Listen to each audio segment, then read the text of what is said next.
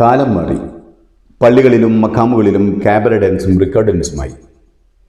ഇസ്ലാം എന്നാൽ ഒരു കൂട്ടം തെമ്മാടികളുടെ മതമായി അധപ്പതിക്കാൻ തുടങ്ങുന്നു എന്ന് വേണം പറയാൻ. ഈ വീഡിയോ ഒന്ന് കാണാം.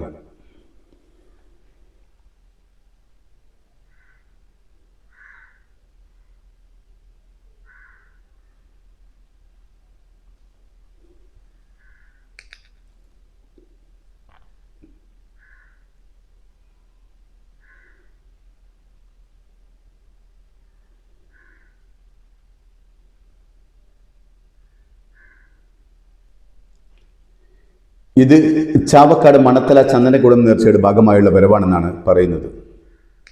അങ്ങനെയെങ്കിൽ പള്ളികളിലും മഖാമുകളിലുമൊക്കെ ഇനി മുതൽ ടിക്കറ്റ് വെച്ച് ക്യാബറ ഡാൻസ് കൂടി നടത്തിക്കൂടെ? ഇതിനെയൊക്കെ അനുകൂലിക്കുന്ന പണ്ഡിതന്മാർക്ക് അതിനും ഫത്വ ഉണ്ടാക്കാമല്ലോ. ഇതെന്തൊരു അഴിഞ്ഞാട്ടമാണ്! മുമ്പ് ഒരു പെൺകുട്ടി സ്റ്റേജിൽ സമ്മാനം വാങ്ങാനെത്തിയപ്പോൾ ആ കുട്ടിയെ വളരെ മോശമായി ചിത്രീകരിച്ച പണ്ഡിതന്മാരാരും ഇപ്പോഴില്ലേ? ഒരു പെൺകുട്ടിക്ക് ഒരു സ്റ്റേജിൽ കയറി വരാൻ അനുവാദമില്ലാത്ത മതത്തിന് ഇത്ര കഴിഞ്ഞാട്ടം അനുവദനീയമാണ്? പള്ളികളിൽ കുത്തുബ പറഞ്ഞും യൂട്യൂബിൽ തങ്ങൾക്ക് ഇഷ്ടപ്പെട്ടതൊക്കെ ഇസ്ലാമാക്കിയും ജീവിക്കുന്ന ഒരു പറ്റം ജാഹിലിയങ്ങളുടെ മതമായി ഇസ്ലാം അധപ്പതിച്ചുകൊണ്ടിരിക്കുകയാണ് ഇപ്പോൾ. തങ്ങളുടെ വരുമാനമില്ലാതാകുന്നത് പഠിച്ച് എല്ലാ തെമ്മാടിത്തരങ്ങളുടെ നേരെയും മുഖം തിരിഞ്ഞിരിക്കുന്ന പണ്ഡിതന്മാരാണ് ലോകത്തിന് തന്നെ നാശമായിട്ടുള്ളത്.